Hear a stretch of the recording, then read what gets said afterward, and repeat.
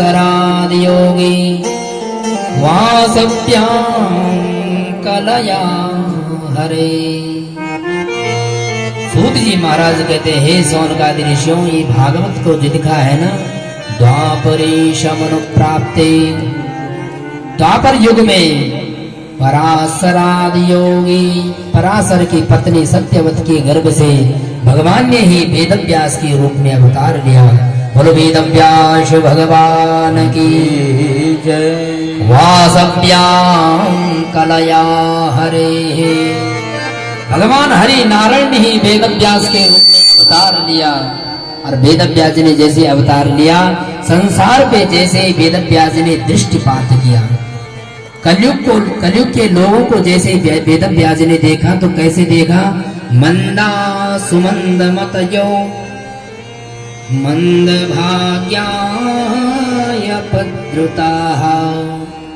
वेदव्यास ने जैसे कलयुग के प्राणियों को देखा तो देखा महाराज भाग्य भी मंद है और बुद्धि भी मंद है। तो वेदव्यास ने विचार किया कि अब क्या किया जाए। तो वेदव्यास ने सबसे पहले एक वेद को लिखा। कौन सा? ऋग्वेद। ऋग्वेद को सबसे पहले वेदव्यास ने लिखा। फिर भी मानवों के मन में शांति नहीं मिली महाराज। अब वेदव्यास ने उसी वेद के 4 भाग कर दिए। ऋग्वेद, यजुर्वेद, सामवेद, अथर्ववेद, चारों वेद बन गए। अब 4 वेद लिखने के बाद में महाराज वेदव्यास जी के मन को शांति नहीं मिली। अब वेदव्यास ने एक एक करके पूरे 17 पुराण लिख दिए। 17 पुराण भी लिख दे वेदव्यास ने महाराज, पर अभी भी वेदव्यास जी के मन में शांति नहीं। वेदव्यास जी जैसे मन में विचार कर ही रहे थे, उसी समय नारद जी महाराज वीणा का वादन करते करते गा रहे हैं। श्रीमन नारायण श्रीमन नारायण श्रीमन नारायण नारायण नारायण श्रीमन नारायण श्रीमन नारायण श्रीमन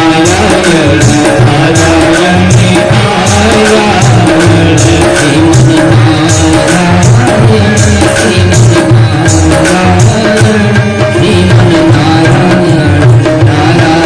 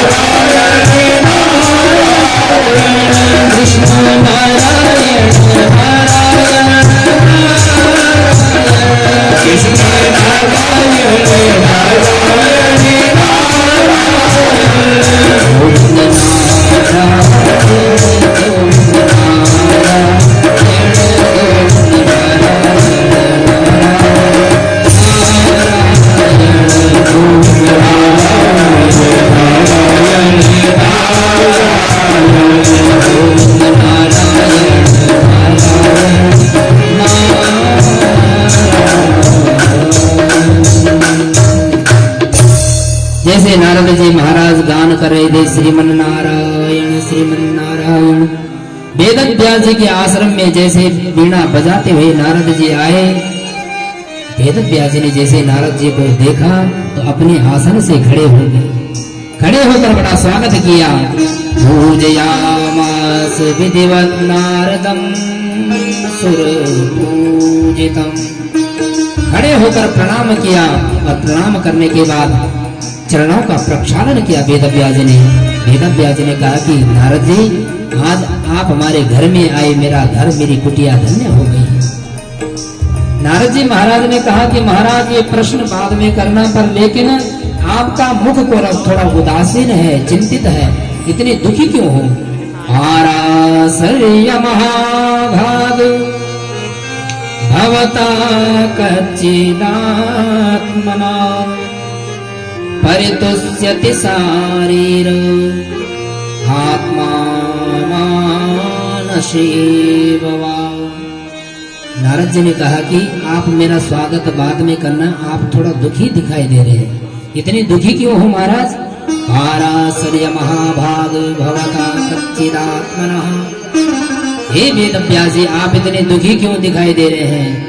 वेदव्यास जी कहते, हे नारद जी महाराज, मैं दुखी इसलिए हूँ कि मैंने 4 वेद लिख दिए फिर भी मेरे मन को शांति नहीं मिली, और मैंने 17 पुराण लिख डाले फिर भी मेरे मन को शांति नहीं। ऐसा क्यों है?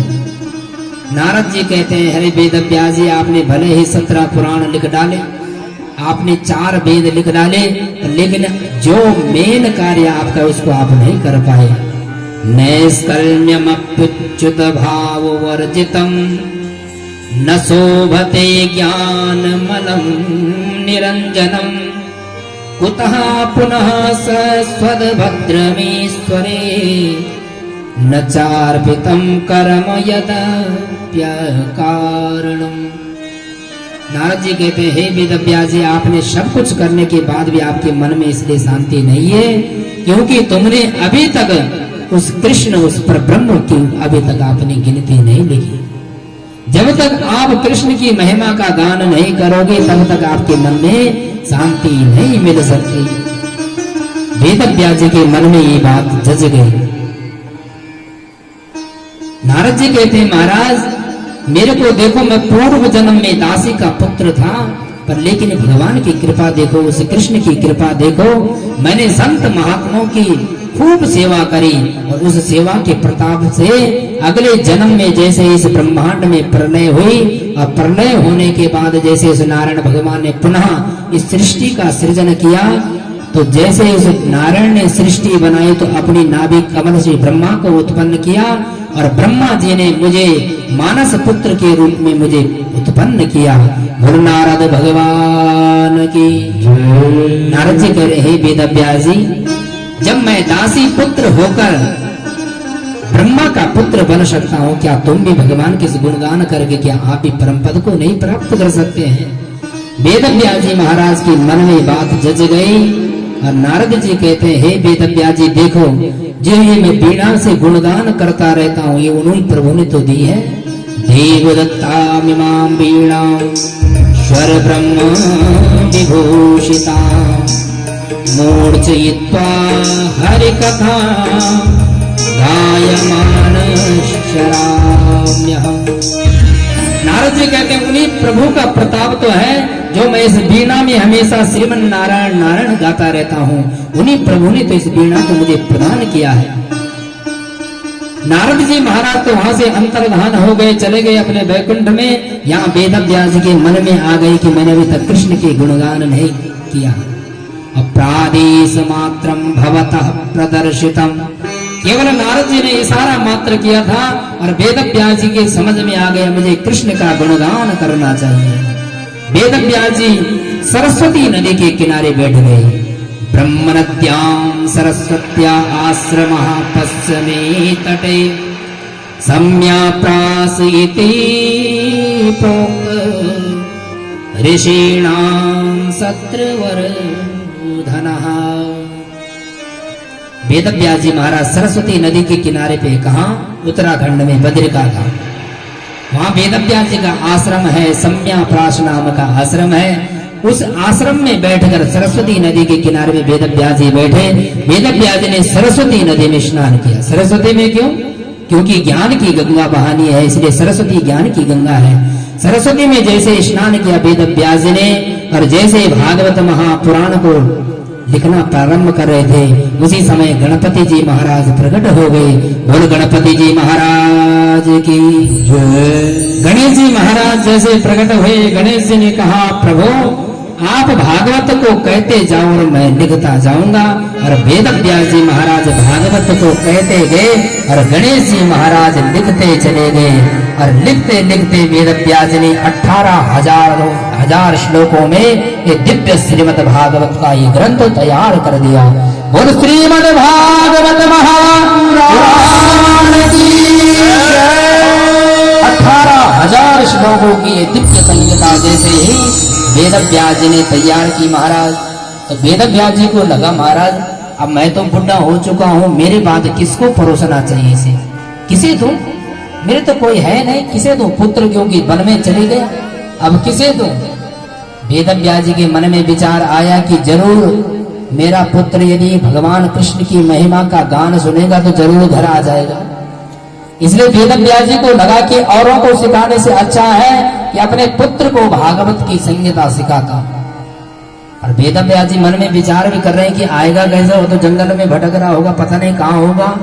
उसी समय वेद व्यास जी के मन में विचार आया, अपने शिष्यों को 2 बड़े सुंदर सुंदर भागवत के श्लोक रटा दिए और अपने शिष्यों से कह दिया, तुम पूरे वन में जाकर इन श्लोकों को गुनगुनाओ और यदि इन श्लोकों को वो सुनेगा तो जरूर दौड़कर आएगा।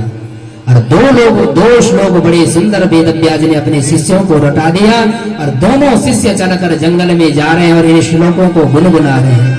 ये भागवत का सबसे प्रिय श्लोक है। ये 10वें स्कंद के 21वें अध्याय में बड़ा सुंदर श्लोक है। इसमें भगवान के स्वरूप का वर्णन किया गया है।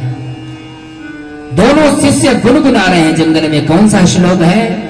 बरहापीडम नटवर वपुः कर्णयो कर्णिकारं बिभ्रदवासा कनककपिशं वैजयन्तीं च मालाम् रन्ध्रान् वेणोरधरशुधया पूरयन् गोपवृन्दैः वृन्दारण्यं स्वपदरमणं प्राविशद गीतकीर्तिः। इस दिव्य श्लोक को जैसे गुनगुनाया उन दोनों शिष्यों ने, इसमें स्वरूप बताया भगवान का। कैसे है भगवान? बरहापीडम नटवर वपुः। बरहा माने होता है मोर पंख। बरहापीडम नटवर वपुः। अपीड माने मुकुट, जिन्होंने मुकुट के ऊपर मोर पंख धारण किया हुआ है। वो गोविंद उस मुकुट को और उस मोर पंख को धारण करके बड़े ही सुंदर सुहाने लगते हैं। बरहापीडम नटवर वपुः कर्णयो कर्णिकारं। वो नंद नंदन गोविंद ने दोनों कानों में कनेर के पुष्प लगाए हुए हैं। अपने सभी ग्वाल वाल मित्रों के साथ में वन में जा रखे हैं और उन कनेर के पुष्पों को अपने कान के पीछे रखे हैं और बड़े सुंदर सुशोभित हो रहे हैं। और मोर का पंख धारण किया हुआ है। और क्या किया है? रंध्रान वेणोरधर शुधया। भगवान का कितना भी श्रृंगार क्यों ना कर लो, पर जब तक गोविंद के हाथ में बांसुरी नहीं दोगे तब तक गोविंद की शोभा नहीं है। यदि भगवान शंकर के हाथ में त्रिशूल नहीं तो भगवान जचते नहीं है। राम जी के हाथ में धनुष बाण नहीं है तो शोभा नहीं है। इसलिए जब तक भगवान कृष्ण के हाथ में बंसी नहीं है तब तक भगवान कृष्ण की शोभा नहीं है। इसलिए कहते हैं रंध्रान वेणोरधर शुधया। मुकुट और मोर पंख में तो बड़े सुंदर लग रहे हैं, और भगवान वन में जाकर क्या कर रहे हैं? रंध्रान वेणोरधर शुधया। भगवान वन में गए हुए और अपने अधरोष्ट माने अपने ओठों पे बंसी को लगा रखा। और भगवान जैसे उस बंसी को बजाते हैं, उस बंसी को सुनकर सारे जितने भी ब्रह्मांड में हैं सब मोहित हो जाते हैं। इति वेणुरवं राजन सर्वभूत मनोहरम।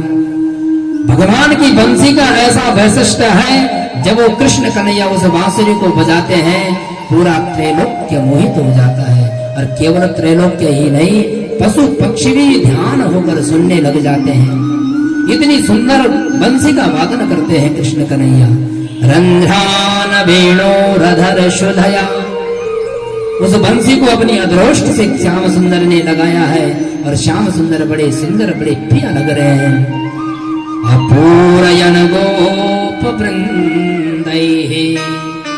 कन्हैया अकेले नहीं है, कन्हैया के साथ में अनेक प्रकार के ग्वाल वाला है और सबने गोल घेरा बना रखा है और मध्य में कृष्ण कन्हैया बीच में खड़े हैं। जैसे कृष्ण कन्हैया मध्य में है, एक पांव कृष्ण कन्हैया ने उठा रखा है और अपनी बंसी का वादन कर रहे हैं। पूरयन गोप वृंदैः वृंदारण्यं स्वपद रमणं प्राविशद गीतकीर्तिः। सभी ग्वाल वाला कृष्ण कन्हैया की जय जयकार कर रहे हैं। कृष्ण कन्हैया इतनी सुंदर बांसुरी बजाते हो तो ये तुमने सीखी कहां से है? गोविंद मन ही मन में प्रसन्न हो रहे। गोविंद कह रहे मालूम नहीं मैं कौन हूं, जबकि सारे ग्वाला समझते हैं हमारी तरह ग्वाला होगा, पर लेकिन गोविंद तो परब्रह्म परमात्मा है, जिसकी बांसुरी की तान सुनकर पूरा ब्रह्मांड व्यामोहित हो जाता है। और कृष्ण कन्हैया लाल। इस श्लोक को जैसे ही सुखदेव जी ने सुना तो भगवान सुखदेव जी समाधि में बैठे थे, उनकी समाधि खुल गई। सुखदेव जी महाराज जैसे दौड़ने लग गए कि कन्हैया इतना प्यारा है, या मैं समाधि लगा के क्या करूंगा। जैसे आगे बढ़ने लग गए महाराज तो सुखदेव जी को लगा जो दिखने में इतना सुंदर हो कोई जरूरी नहीं उसका स्वभाव अच्छा हो, ऐसा जरूरी नहीं है। तो जैसे स्वभाव के प्रति संदेह हो रहा था, उसी समय उन शिष्यों ने दूसरा श्लोक गुनगुनाया और इसमें भगवान का स्वभाव बताया। स्वभाव कैसा है? अहो बकीयं स्तनकालकूटं जिघांसया पाययदप्यसाध्वी लेभे गतिं धातृचितां ततोऽन्यं हम वा दयालुं शरणं प्रजेमः। भगवान का स्वरूप तो बड़ा सुंदर है, लेकिन यहाँ स्वभाव बताया। भगवान का स्वभाव कैसा है? अहो बकीयं स्तनकालकूटं। बकी नाम पूतना, बकासुर की बहन है पूतना। पूतना भगवान को मारने के लिए गई थी अपने स्तनों में विष लगाकर, पर लेकिन गोविंद ने जैसे ही दुग्ध पान किया तो गोविंद को लगा कि मेरी माँ बन गई, मैंने इसका दूध पिया है, इसकी दुर्गति कैसे कर सकता हूँ। इसलिए गोविंद ने जो यशोदा माँ को जो गति देनी थी वो पूतना को ये गति गोविंद ने दे दी। हम वा दयालुं शरणं व्रजेमः। ऐसा कौन अभागा होगा जो कृष्ण कन्हैया की शरण में नहीं जाएगा।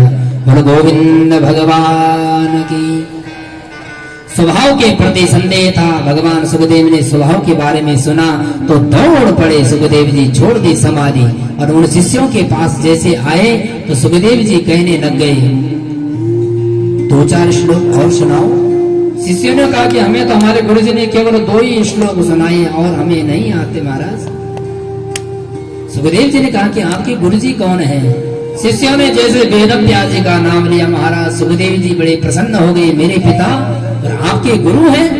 और उन्होंने 18,000 श्लोकों की भागवत संहिता लिखी है, अब तो मैं जरूर उसे ग्रहण करूंगा। और सुखदेव जी महाराज चल पड़े। हरे गुणाक्षिप्तमतिर भगवान वादिरायणे अद्य गान महदाख्यानम नित्यम विष्णु जनप्रियः। उसका नाम ही हरि है। हरि माने हरति, जो अपनी तरफ उसको हरण कर देता उसी का नाम तो हरि है। भगवान सुखदेव का हृदय का भी हरण कर दिया। भगवान सुखदेव जी दौड़ पड़े और दौड़कर जैसे अपने पिता के पास पहुंचे तो वेदव्यास जी ने अपने पुत्र को गले से लगा दिया। वेदव्यास जी ने मन में विचार किया कि मैंने भागवत संहिता लिखी और उसी के प्रताप से मेरा पुत्र जो जंगल में भटक रहा था वो घर आ गया। कितनी गोविंद की बहुत बड़ी कृपा हो।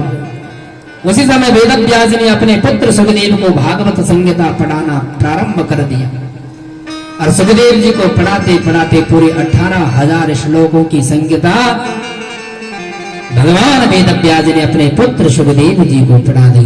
बोलो सुखदेव भगवान की जय। अब सुखदेव जी ने यही श्रीमद् भागवत की कथा जब परीक्षित को जब जरूरत पड़ी इस कथा श्रवण करने के लिए, तो यही सुखदेव जी ने आत्मसात करने के लिए परीक्षित को गंगा के तट में कथा सुनाई। सौनकादिक ऋषि कहते हैं, हे सूत जी महाराज, सुखदेव जी कहीं गोदोहन मात्र, मतलब गोदोहन मतलब 6 मिनट में गाय दोही जाती है। भगवान सुखदेव जी 6 मिनट से ज्यादा कहीं टिकते नहीं है। फिर सुखदेव जी ने 7 दिन बैठकर परीक्षित को कथा कैसे सुनाई।